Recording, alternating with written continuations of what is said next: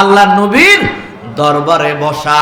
আমি দেখলাম ঢুকার পরে লক্ষ লক্ষ লক্ষ লক্ষ মৌমাছি ব্যান ব্যান ব্যান ব্যান করলে যে আওয়াজ হয়, আল্লাহ নবীর রুমের ভিতরে হুজরা মুবারকের ভিতরে এমন আওয়াজ। আমি বুঝলাম যে আল্লাহ নবীর উপর এই মুহূর্তে ওহী নাজিল হইতে আছে। সুবহানাল্লাহ বলেন না বাবা। আল্লাহর নবীর উপর ওহী নাজিল যখন হইত, কারণ আমাদের নবী নিজের থেকে বানাই কোনো কথা বলে না। মুহাম্মদ হারগিজ না গুফতা তা না গুফতা জবরাইল, মুহাম্মদ হারগিজ না গুফতা তা না গুফতা জবরাইল, জবরাইল হারগিজ না গুফতা তা না গুফতা কিরদেগার।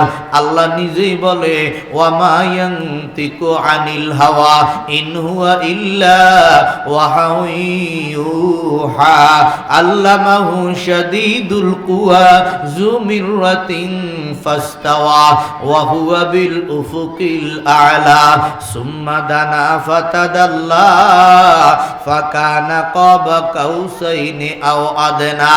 আওয়াজ দিয়ে বলেন না সুবহানাল্লাহ। আল্লাহ বলে দুনিয়ার মানুষ আমার নবী ইসলামের মধ্যে নিজের থেকে বানাইয়া কোনো কথা বলে না। আমি আল্লাহ যেটা ওহী দান করি আমার নবী সেটাই বলে।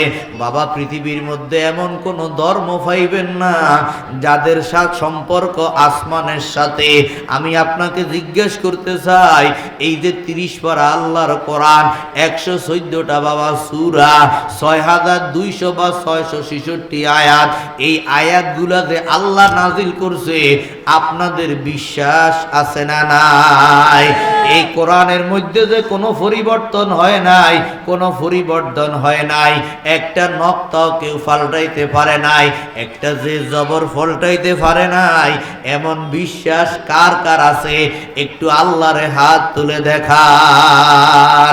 কারণ আল্লাহ নিজেই বলেন ইন্না নাহনু নাযালনা যিকরা ওয়া ইন্না লাহু লাহাফিজুন।